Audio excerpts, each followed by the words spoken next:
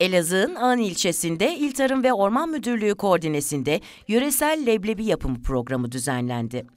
Ağın Kadınları Tarımsal Kalkınma Kooperatifinde düzenlenen programa Elazığ Valisi Numan Hatipoğlu da katıldı.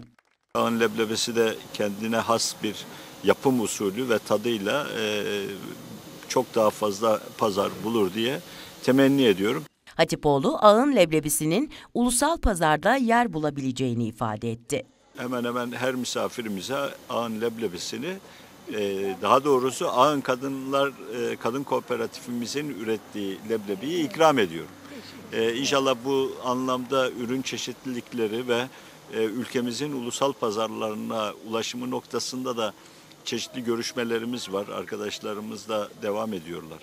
Program, yöresel leblebinin ikramı ve kadın kooperatifine yapılan ziyaretle sona erdi.